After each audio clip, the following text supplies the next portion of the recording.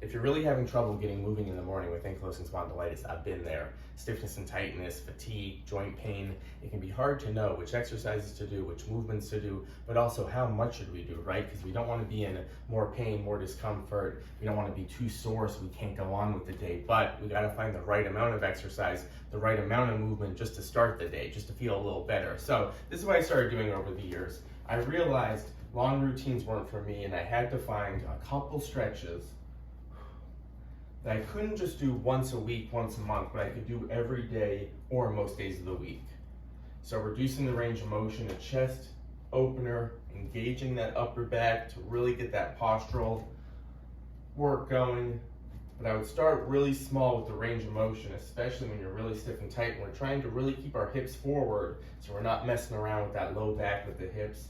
Purely all these postural muscles that can get really tight, especially with AS, but especially after sleeping, when we're really feeling the most tight in the morning because we've been sleeping, we've been stuck in that position. So this is the first thing I would do. Using the wall for support, opening up all these muscles. But you see I'm moving at a pretty controlled range of motion. Different areas of the wall. You can arrange the hands differently too if you're really feeling shoulder pain here. One thing with a lot of these chest openers is they sometimes involve the shoulder if we're high up, so you can come a little lower using the wall. So first, posture opener, tailor it to you, 30 seconds.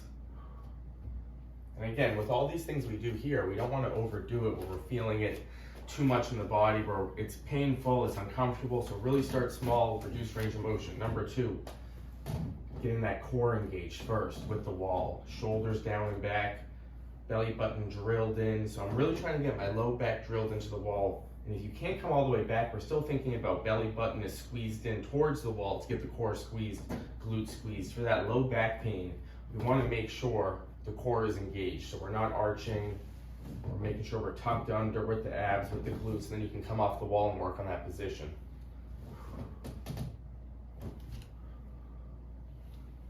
It starts to loosen up. Bring those shoulder blades involved, so squeezing the shoulder blades down and back.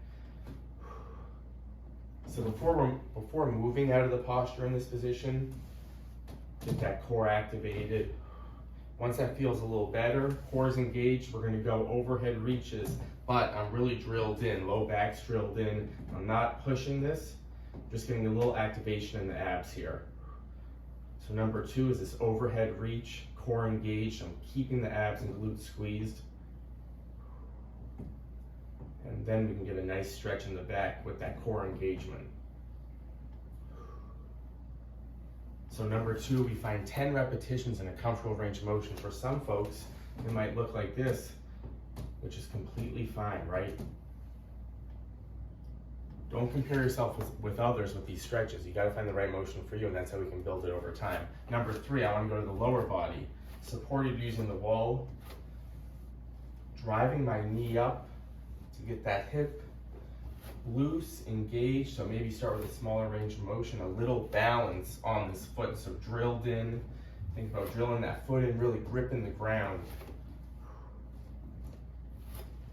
I'm gonna do 10 repetitions here at a comfortable range of motion. So you can start coming off the ground just a little bit. A great way to get those hips loose while working the balance. If you find you're okay with balance, you can let go of the wall. I like to use the wall here so I can really stretch out that hip, keep the abs tight.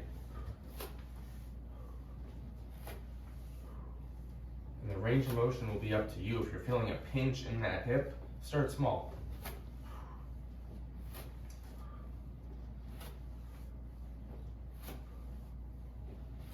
Excellent. Number 4, the supported downward dog. Small bend in the knees, feet about hip width apart, slowly sink back until you feel the hamstring stretch with that back. Couple seconds hold, reset. Not pushing this, start small, 10 repetitions, comfortable range. Maybe bring the hands higher if you're really tight in the back of the hamstrings. Find that best range for you.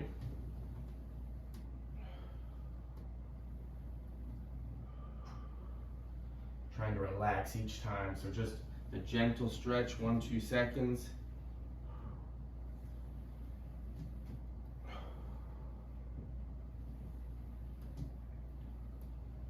So 4 exercises right there you can start with just to get going.